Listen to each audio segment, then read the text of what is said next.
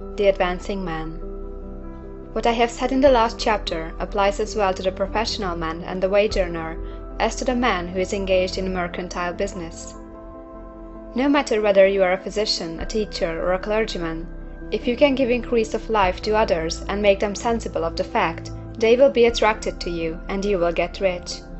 The physician who holds the vision of himself as a great and successful healer, and who works toward the complete realization of that vision with faith and purpose, as described in the former chapters, will come into such close touch with the source of life that he will be phenomenally successful.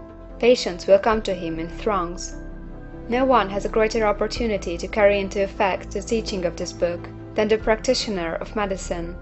It does not matter to which of the various schools he may belong, for the principle of healing is common to all of them, and may be reached by all alike. The advancing man in medicine, who holds to a clear mental image of himself as successful, and who obeys the laws of faith, purpose, and gratitude, will cure every curable case he undertakes, no matter what remedies he may use. In the field of religion, the world cries out for the clergyman who can teach his hearers the true science of abundant life.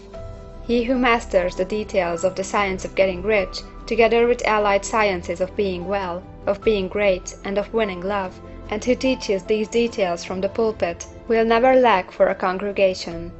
This is the gospel that the world needs. It will give increase of life, and men will hear it gladly, and will give liberal support to the man who brings it to them. What is now needed is the demonstration of science of life from the pulpit. We want preachers who can not only tell us how, but who in their own persons will show us how. We need the preacher who will himself be rich, healthy, great, and beloved, to teach us how to attain these things, and when he comes he will find a numerous and loyal following. The same is true for the teacher who can inspire the children with the faith and purpose of the advancing life. He will never be out of a job. And any teacher who has this faith and purpose can give it to his pupils. He cannot help giving it to them if it is a part of his own life and practice. What is true of the teacher, preacher, and physician is true of the lawyer, dentist, real estate man, insurance agent, of everybody. The combined mental and personal action I have described is infallible. It cannot fail. Every man and woman who follows these instructions steadily, perseveringly, and to the letter will get rich.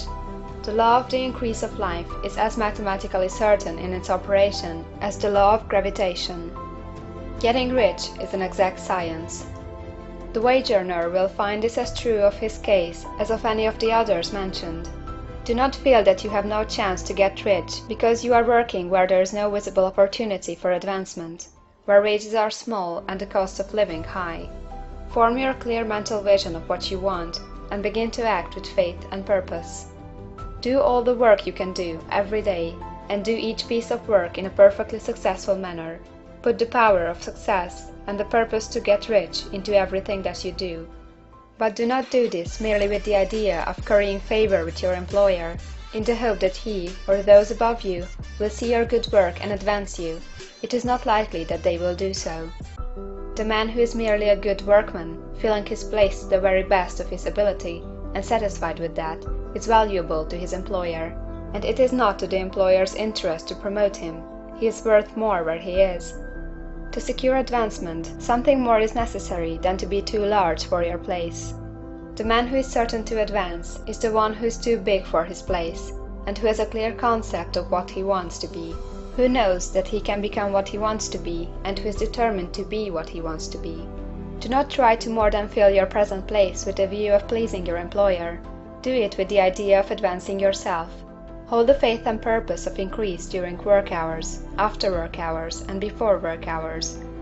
Hold it in such a way that every person who comes in contact with you, whether foreman, fellow workman, or social acquaintance, will feel the power of purpose radiating from you, so that everyone will get the sense of advancement and increase from you.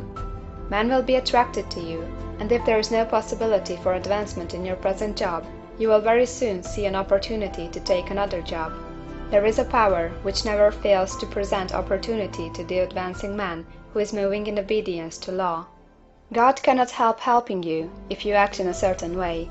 He must do so in order to help himself.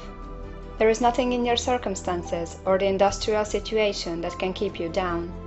If you cannot get rich working for the Steel Trust, you can get rich on a 10-acre farm, and if you begin to move in a certain way, you will certainly escape from the clutches of the Steel Trust and get on to the farm or wherever else you wish to be. If a few thousands of its employees would enter upon the certain way, the Steel Trust would soon be in a bad plight. It would have to give its working men more opportunity or to go out of business. Nobody has to work for a trust. The trusts can keep men in so-called hopeless conditions only so long as there are men who are too ignorant to know of the science of getting rich, or too intellectually slothful to practice it.